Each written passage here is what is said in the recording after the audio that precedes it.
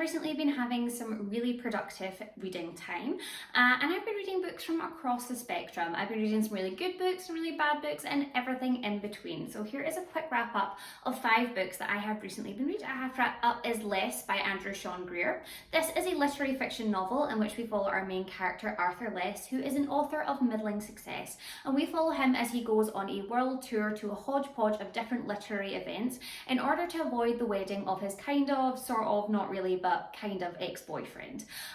What I really enjoyed about this book was that as we were literally traveling with Arthur Less to all these different places, we were also traveling with him metaphorically through his past to find out what led him to the scenario where he wanted to avoid his ex-boyfriend's wedding, what was the build up to that event, and why he decided to travel around the world in order to avoid it. And it really gave Arthur Less a lot of depth that I really appreciated.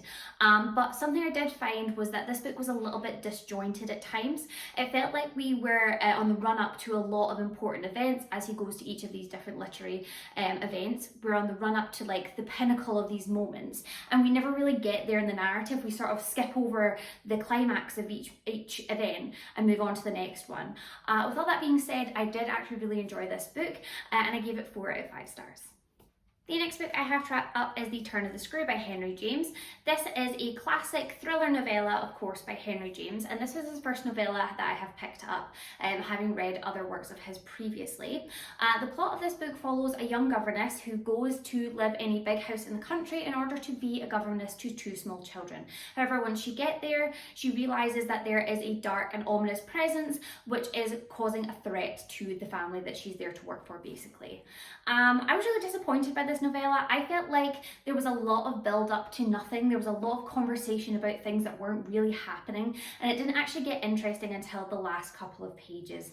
So all in all, I probably wouldn't recommend this, and I probably won't read another thriller by Henry James, particularly because I don't really enjoy them anyway.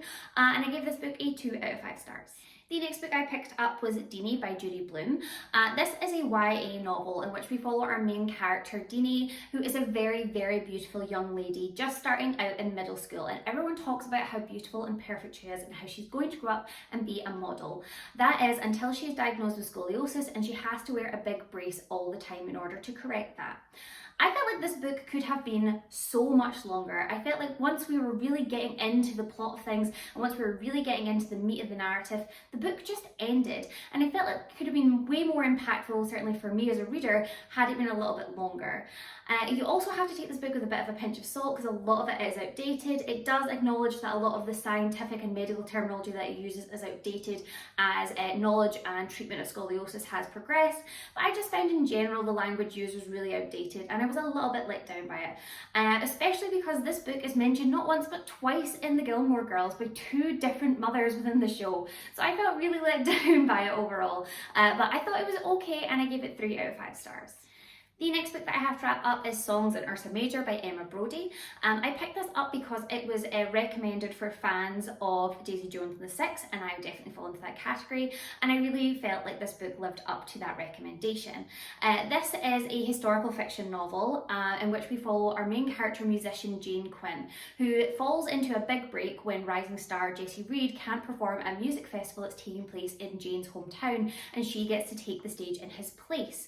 We then follow the plot of the novel as these 2 stars learn to write music together and develop friendships and relationships with one another, and they rise and fall as successful artists in the late 1960s and early 1970s. For me, this book was 100% all about Jane. I was so intrigued by her and how she navigated the music industry as a woman during a time in which you were very much expected to put on the short skirt and do as you were told.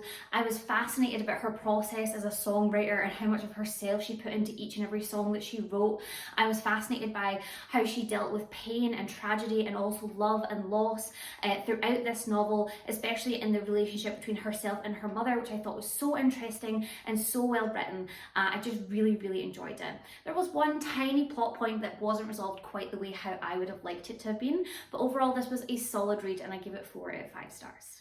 The final book that I have to wrap up for just now is The Women of Troy by Pat Barker. This is the sequel to The Silence of the Girls, which is a feminist retelling of the Trojan War myth, which focuses on Briseis. I hope I'm pronouncing that correctly. I never am confident in how I'm saying it, but Briseis, who was a Trojan queen before the fall of her Trojan city, and she was taken as one of Achilles' war prizes.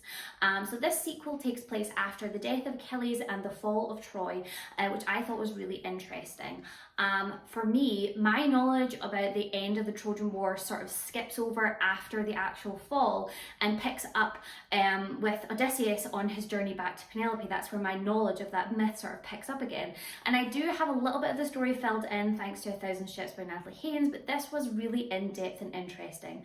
I absolutely loved the way that these Trojan women were depicted. It was raw and brutal and honest. There wasn't a skimming over of how these women were just suddenly so happy to be Greek and off they went. There was a real honesty about the tragedy and the loss that these women had experienced. And I love Pat Barker's writing style and how honest and frank it is, which made me really fall in love with this book. I enjoyed the first one and I enjoyed the sequel, and I give it 4 out of 5 stars. So those are the 5 books I have to wrap up in this video. Again, a bit of a mixed bag, but some really excellent reads that I really did enjoy. Please let me know if you've read any of these books and if you have any positive or negative thoughts about them, or just let me know what you've been reading recently, because I could always use some more reading recommendations. And I will see you soon.